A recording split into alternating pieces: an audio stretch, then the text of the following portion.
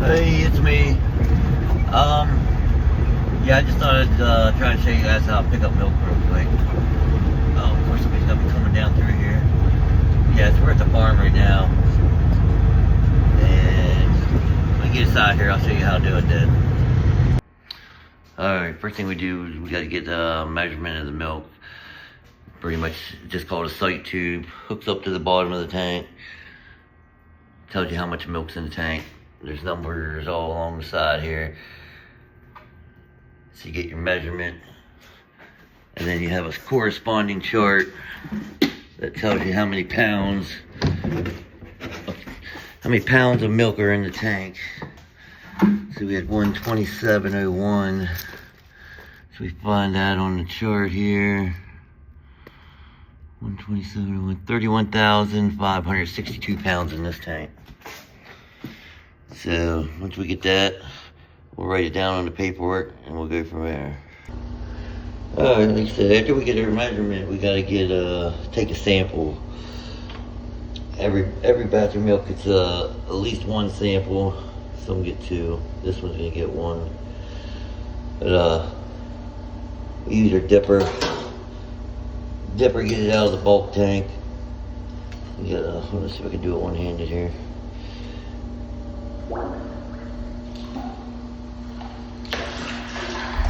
Three times you gotta get all the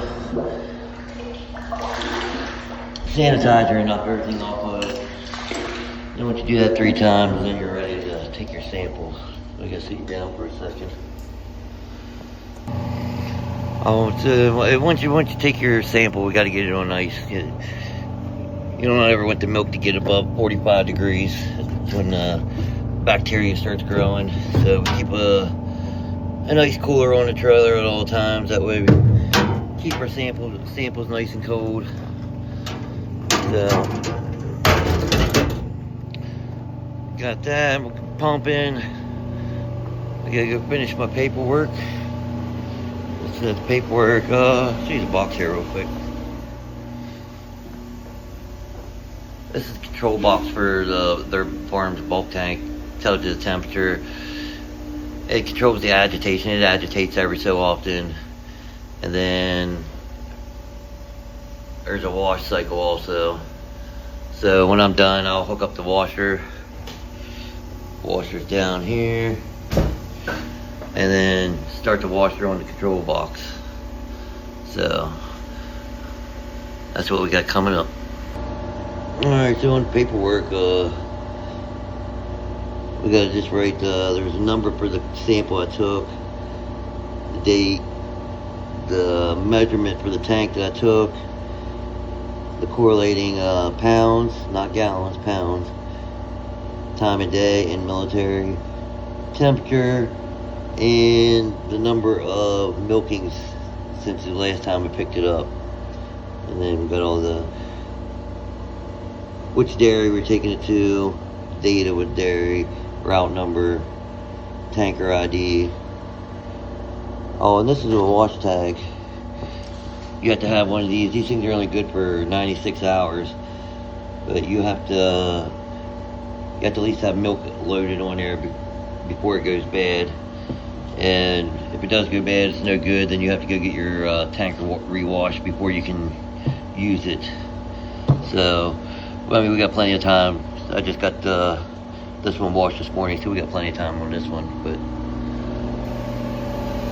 your load of milk, if you would happen to let your wash tag go bad, you can let the load of milk and get rejected at the dairy, and then you got real trouble, because then the company that you drive for is now responsible for buying that entire tanker full of milk. So you always gotta make sure your wash tags are good.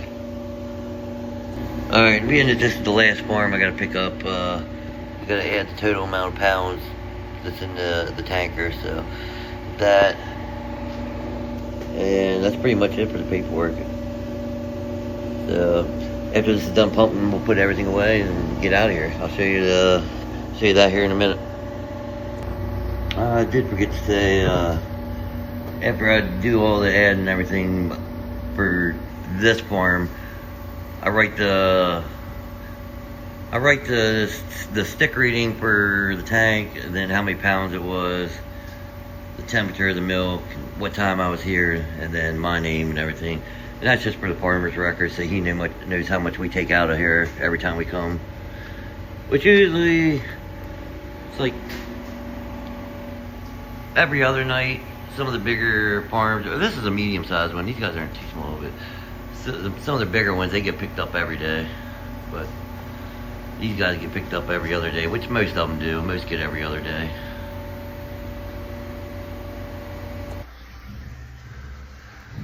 Alright, now that the tank's empty, I got sprayed the inside out, which I already did.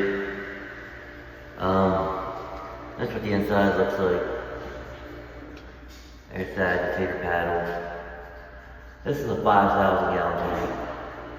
Gets only go up to 8,000, and one's that's much smaller than this. This is a medium-sized tank.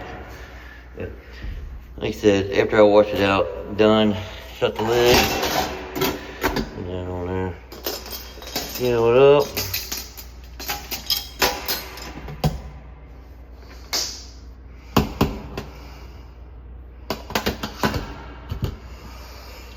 And that's it for up here. Alright, like I said, now that it's empty, I put the washer in. Then these bucket of parts go under there. And then after we got the washer in, come over to the control panel, turn it to wash, and hit the cycle. You see, it'll take 100 minutes for the whole thing. It gets steaming hot water and everything in there. But that part in here is done. Off with the lights. Shut the door. This is the hose hole. Put the cap back on that. Then I wrap up my hose, electrical cord in the back, and that's it for this. And like I said, this is my last farm, so I shut both valves.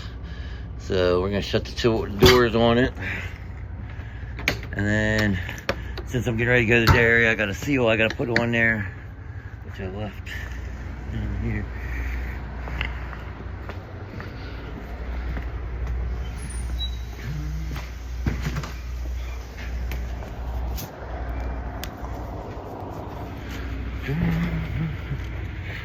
See if we can do this one-handed here.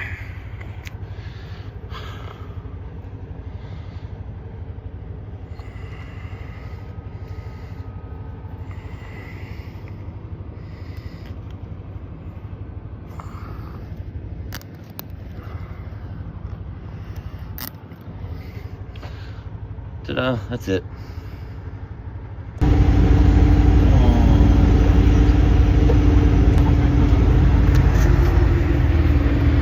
Alright, well now that everything's done, got everything locked up, sealed up, we're heading out of here. We're gonna head to the dairy now. So, like I said, that's it. That's just a quick basic how-to on how to pick up the milk from the farm out of their bulk tank into my tanker. So, like I said, there's definitely more to it. That's just like the quick summary, what they call it, the Cliff Notes version. But it's like 11:30 at night, so you gotta try to be quiet when you leave here. You don't wake everybody up. They get up early to start milking their cows. But oh yeah, I don't know if anybody watches Bonehead Truckers, but his last video, he had a pretty good does a pretty good rant on you know, these all, I think I called it non-custodial license, but I don't know about the right, he calls it a non-domicile license. But yeah, with these some of these illegals getting driver's license and causing some major fatalities. Get the one in Colorado, then just the most recent one, this one down in Houston, I think it was, killed four people, a family of four. But yeah, he does a pretty good rant about it. And I think he said he's going to be at the Mid-America Truck Show. And then Alex, some other trucker, he's going to be like 45 minutes away in Sparta, Kentucky at the Lowe's. So anybody's down that way, stop in, check them out.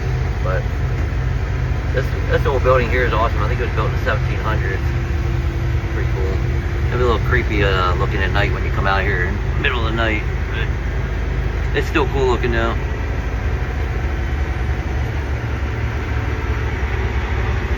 Alright guys, that's it. I'll see you.